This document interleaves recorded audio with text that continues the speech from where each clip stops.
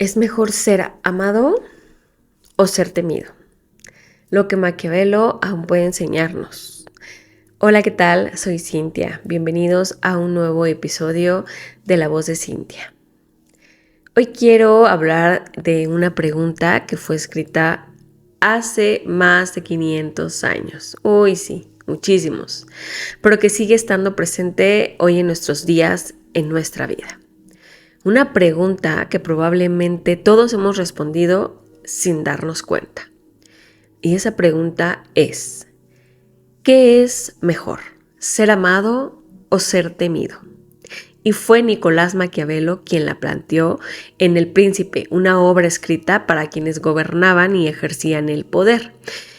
Durante siglos esta frase ha sido interpretada de muchas maneras. Hay quienes la utilizan para justificar el autoritarismo y otros creen que Maquiavelo enseñaba a manipular. Pero, ¿realmente eso quiso decir? Hoy quiero que vayamos un poco más allá de esta frase, porque creo que este tema no habla solamente de política, habla de nosotros, de nuestras relaciones, del trabajo, de la familia y del respeto. Pero, ¿qué decía realmente Maquiavelo? Maquiavelo escribió algo muy interesante. Decía que lo ideal era ser amado y temido al mismo tiempo. Pero reconocía que eso rara vez era como posible. Y entonces hacía una afirmación que ha generado debate desde hace muchos siglos. Decía que si había que elegir, era más seguro ser temido que amado. ¿Por qué? Porque el amor depende de la voluntad de las personas. Entonces, hoy pueden admirarte y mañana pueden cambiar de opinión. En cambio, el temor suele ser como más constante. ¿Sí? Y desde una perspectiva política, eso ayudaba a conservar el poder. Pero aquí viene una parte importante. Maquiavelo hablaba de gobernar un estado, no de construir una familia, no de educar hijos, no de dirigir un equipo de trabajo. Tampoco hablaba de tener una relación de pareja y mucho menos de vivir una vida plena y en paz. Entonces confundimos respeto con amor.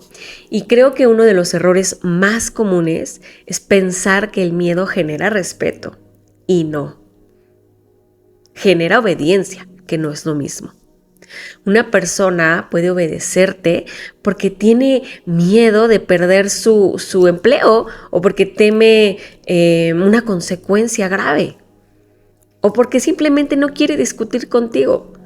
Pero eso no significa que te respete.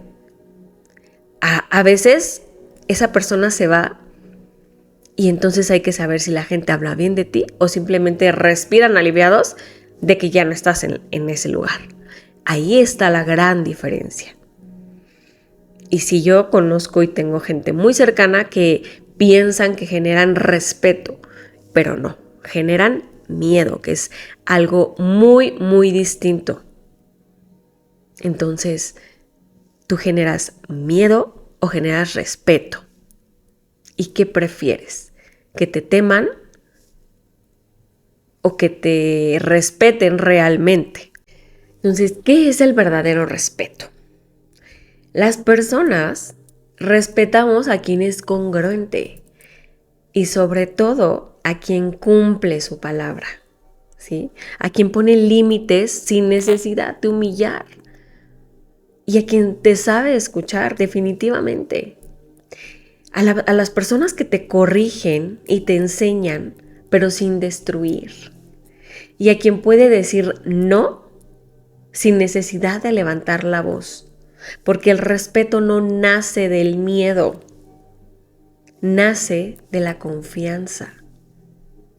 Y la confianza se construye, no se impone. A veces idealizamos a las personas con poder y muchas veces creemos que quien habla más fuerte tiene más autoridad. Que quieren imponer, ¿no? y que quien nunca duda es más inteligente, que quien controla todo es un gran líder. Pero no siempre es así. Hay personas que inspiran silencio por miedo y hay otras que inspiran silencio porque todos quieren escucharlos. Son dos silencios completamente distintos. Uno paraliza, definitivamente, uno friquea. Y el otro inspira autoridad. Y tú no necesitas demostrar quién eres o que eres importante. No necesitas recordarles constantemente de qué estás hecho. Las personas lo notan. Cuando eres coherente, cuando haces lo que dices y cuando actúas con integridad, incluso cuando tú crees que nadie te está viendo. Y pienso yo que la autoridad más difícil de construir es la autoridad moral, porque esa difícilmente se compra. No se puede exigir, esa se gana. Entonces, ¿tú qué inspiras? ¿Te lo has preguntado? ¿O te ha tocado estar con una persona que te inspire miedo en vez de respeto? Porque pasa. Más comúnmente de lo que imaginamos o de lo que pensamos. Una reflexión muy personal. Con el paso del tiempo, de los años, que ya son bastantes, porque estoy a nada de cumplir 41, he entendido algo. Las personas pueden olvidar lo que les dijiste, pero casi nunca olvidan cómo las hiciste sentir. Y pienso yo que ese debería de ser nuestro mayor objetivo. No que nos teman, no que nos admiren ciegamente, sino que cuando piensen en nosotros, o se acuerden, me acuerdo de Cintia, recuerden que estuvimos presentes con respeto, con firmeza y con humanidad, no con miedo, no con temor. Así que quizá hoy la pregunta ya no sea, ¿es mejor ser amado o ser temido? Quizá la verdadera pregunta sea, ¿qué tipo de persona quiero ser cuando ya no tenga poder? Cuando ya no tenga dinero. Cuando ya no tenga un cargo o una posición. Porque el miedo desaparece cuando desaparece el poder. Pero el respeto permanece incluso cuando ya no estás. Y pienso yo, esa es la gran diferencia entre alguien que solo tuvo autoridad en algún momento, que tuvo poder, y alguien que realmente dejó huella. Es una gran diferencia, enorme. Reflexiónalo. ¿Qué quieres ser? Gracias por acompañarme hoy, amigos.